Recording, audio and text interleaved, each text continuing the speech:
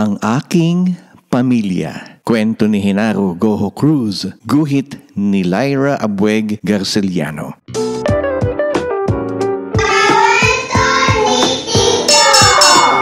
Ako si Wally. Kasapi ako ng isang masayang pamilya. Kahit wala kaming malaking bahay at magagarang kasangkapan, ayos lang. Sabi ni tatay, ayos lang daw kahit maraming kulang. Basta sama-sama lang kami ni nanay, ate at bunso. Di na raw mahalaga ang kulang. Ang mahalaga ay kung anong meron. Di ko gaanong maintindihan ang sinabing ito ni tatay. Basta ang alam ko, simple ang buhay namin. Kapag wala akong pasok sa school, tumutulong ako kay nanay. Nag-aalaga ako kay bunso. Naghuhugas ako ng pinggan. Nagliligpit ako ng hinigaan. Nagwawalis-walis ng bakuran at gumagawa rin ng iba pang gawain sa bahay na kaya kong gawin. Mahal na mahal ko sina tatay at nanay. Mahal ko rin si ate at syempre si bunso. Kaya nga nagsisipag ako sa aking pag-aaral. Gusto kong ako'y kanilang maipagmalaki. Lagi akong gumagawa ng aking takdang aralin. Gusto kong maging mataas ang aking mga marka. Isang araw, nagbigay si teacher ng gawaing bahay. Tungkol ito sa pamilya.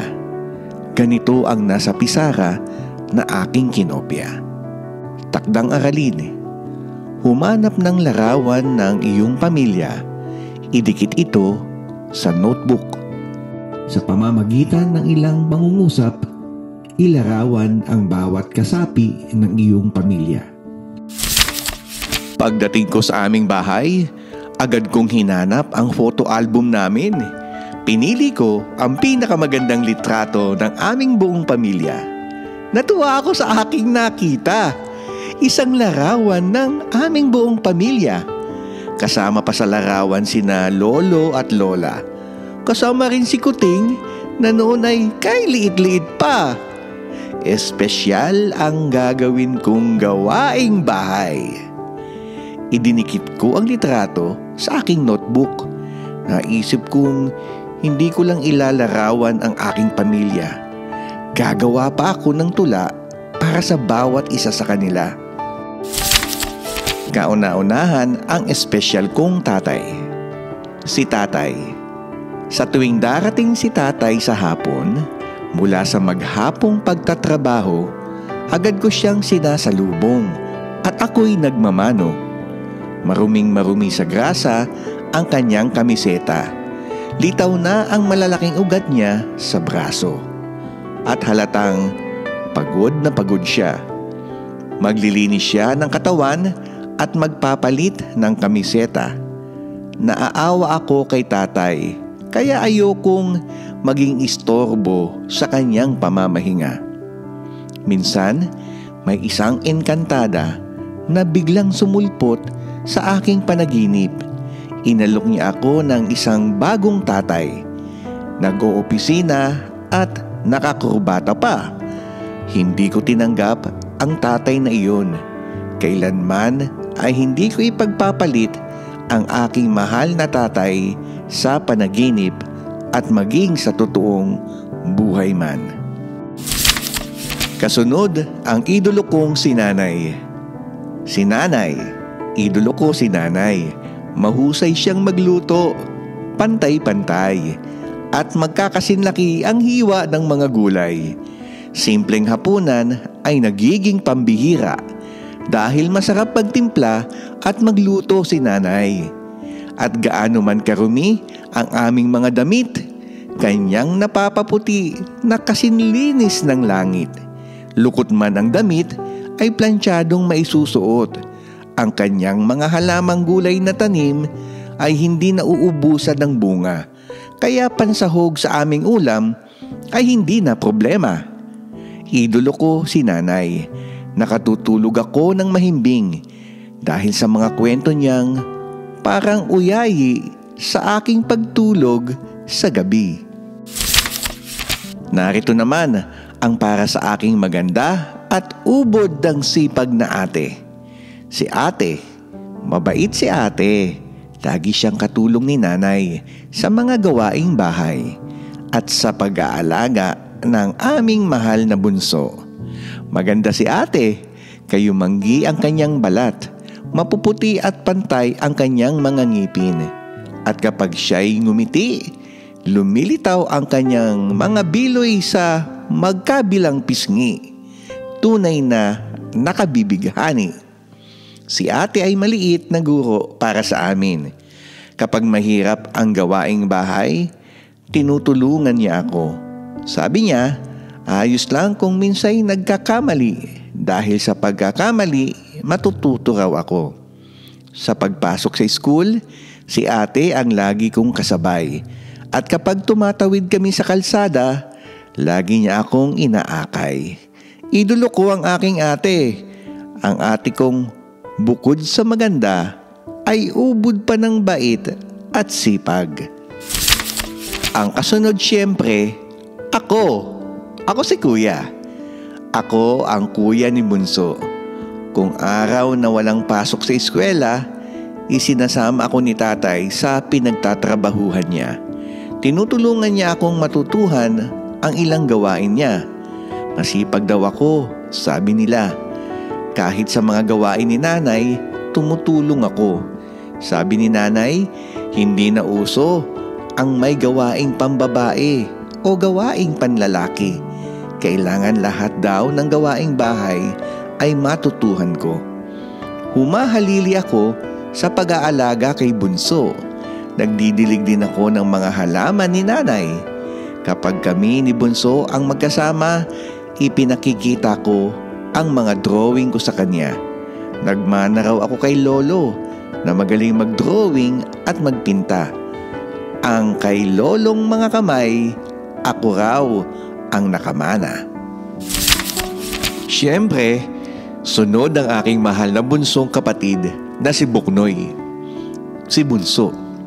Nasa kalikutan si bunso, kaya't si nanay ay laging nakasunod. Dahan-dahang babaybayin ni bunso ang gilid-gilid ng bahay at mga bangko. Kapag nakakapit na, saka siya bibitaw at sisimulang manulay. Nakatutuwang pagbasdan si bunso, lalo na kapag nakarating na siya sa kabilang bangko nang hindi nabubuwal.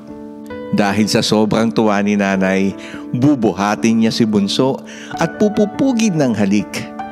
Kapag hindi pa tapos sa gawaing bahay si nanay, ako ang nag-aalaga kay bunso. Mahal na mahal ko si bunso dahil siya ang nagbibigay kulay sa aming tahanan. Nag-aalis ng pagod ni nanay at tatay. Sabi ng aming mga kapitbahay, kahawig ko raw si bunso. Natutuwa sila dahil kay bunso, masaya ang aming buong pamilya. Pati sina lolo at lola ay iginawa ko rin ng tula. Mahal na mahal ko rin sila kahit matagal na silang wala. Para sa alaala ng aking mahal na lolo at lola. Si lolo, lagi kong itinutulad si lolo sa kulay ng buhay dahil tinuruan niya akong magkulay sa iba't ibang hugis o bagay sa paligid o anumang bagay na pwedeng kulayan. Noong una, ginagabayan niya ang aking kamay. Dapat daw hindi lampas sa guhit at iisa lamang ang hagod sa pagkulay.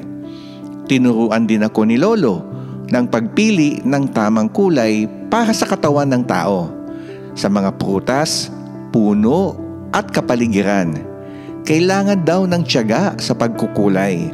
Magaling si lolong magkulay dahil isa siyang mahusay na pintor.